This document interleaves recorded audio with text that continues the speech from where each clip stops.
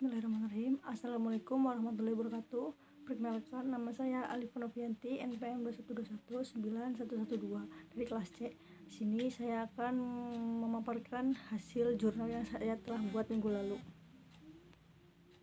Yang pertama, topik yang saya bahas itu ada pengantar dari profesi. Di sini terdapat pengertian profesi, artinya yaitu profesi adalah pekerjaan yang membutuhkan pelatihan dan penguasaan terhadap suatu pengetahuan khusus. Artinya memiliki sertifikasi dan lisensi dalam profesi khususnya. Contohnya bidang keguruan, ada kedokteran, hukum, dan desainer. Syarat-syarat sebagai profesi. Yang pertama, memiliki pendidikan minimal S1 dalam bidang yang akan diajarkan dan memiliki sertifikat keahlian dalam bidang pendidikan, dan juga mampu menunjukkan kompetensi pedagogik dan profesionalisme melalui tes dan wawancara. Topik yang kedua membahas profesi guru. Yang profesi guru ini di dalamnya terdapat ada sejarah profesi guru, yang dimana guru di zaman pra-Hindu Buddha dan zaman Islam masuk di Indonesia. Guru merupakan pekerjaan tertua, artinya pekerjaan guru ada sejak zaman manusia purba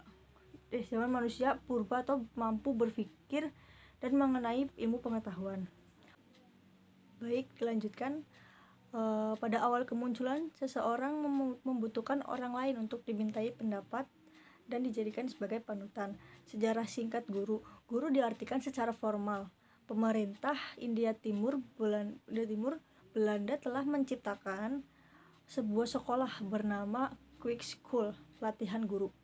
Pelatihan guru ini diatur pada tahun 1871 setelah keputusan pemerintah disahkan untuk mendahului penyediaan sekolah dasar di Bumiputra oleh ketentuan guru. B. Pengertian guru. Guru adalah orang yang berpendidikan dan sangat mendasar dalam ilmu, pendidikan, pengajaran, pelatihan, evaluasi, pengajaran ilmu, pengetahuan, dan evaluasi siswa. Lalu ada keterampilan dasar yang harus dimiliki oleh seorang guru. Terdapat 8 poin. Yang poin pertama, keterampilan membuka dan menutup pelajaran. Yang kedua, keterampilan menjelaskan. Yang ketiga, keterampilan bertanya. Yang keempat, keterampilan memberi penguatan. Yang kelima, keterampilan mengadakan variasi. Yang keenam, keterampilan membimbing diskusi kelompok kecil. Yang ketujuh, keterampilan mengelola kelas. Yang terakhir 8, keterampilan mengajar kelompok kecil dan perorangan. Topik 3 membahas kompetensi yang harus dimiliki oleh seorang guru dan dosen di dalam pembelajaran. Lalu yang pertama itu ada A. Kompetensi pedagogik. Kompetensi pedagogik ini suatu kemampuan yang harus dikuasai oleh seorang guru dalam melihat karakteristik siswa dari berbagai aspek kehidupan, baik itu moral, emosional, maupun intelektual. Contohnya, menguasai teori belajar dan mengembangkan kurikulum yang terkait dengan mata pelajaran yang diampu. Yang B. Kompetensi sosial. Kompetensi sosial ini suatu kemampuan guru sebagai bagian dari masyarakat untuk berkomunikasi dan bergaul secara efektif dengan peserta didik, sesama pendidik, tenaga kependidikan, orang tua atau wali peserta didik, dan masyarakat sekitar. Contohnya, bersikap inklusif, objektif, serta tidak diskriminatif karena pertimbangan jenis kelamin, agama, ras, dan juga kondisi fisik. Lalu berkomunikasi secara efektif, empatik, dan santun dengan sesama pendidik, orang tua, dan masyarakat. Yang selanjutnya ada kompetensi kependidikan. Kompetensi ini lebih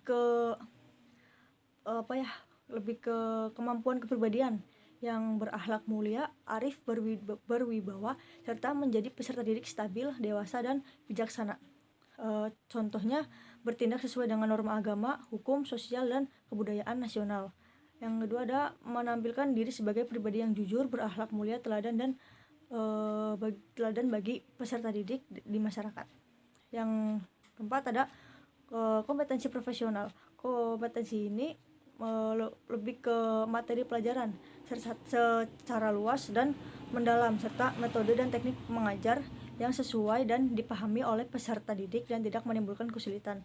Contoh, menguasai standar kompetensi dan kompetensi dasar mata pelajaran. Terus ada mengembangkan materi pelajaran yang diampu secara kreatif. Topik 4, terdapat komponen sistem pendidikan guru profesional. Di dalamnya terdapat pengertian sistem, yang artinya sistem itu sebagai seperangkat komponen atau unsur-unsur yang saling berinteraksi untuk mencapai satu tujuan. Sedangkan pendidikan diartikan sebagai usaha sadar dan terencana untuk mewujudkan proses pembelajaran dan suasana belajar agar para pelajar dididik secara aktif dan mengembangkan potensi dirinya yang diperlukan untuk dirinya dan juga di masyarakat. Topik 5, kita masuk ke dalam topik 5. Topik 5 ini membahas profesi pendidikan, model pendidikan guru. Model pendidikan guru ini lebih ke merujuk proses dan strategi yang digunakan dalam melatih calon guru dalam keterampilan pengetahuan dan sikap. Lalu terdapat adanya pre-service, di mana pre-service adalah salah satu jenis program pelatihan untuk calon guru yang dilakukan sebelum mereka memulai karir mereka sebagai guru untuk sukses dalam profesi mengajar. Selanjutnya ada di topik 7. Topik 7 ini membahas permasalahan dalam profesi guru.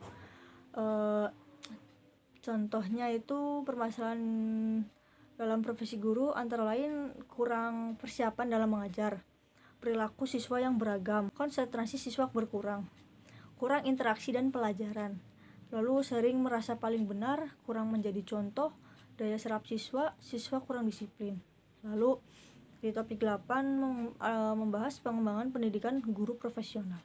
Artinya yaitu suatu proses sistematis yang bertujuan untuk meningkatkan kompetensi dan kualitas guru.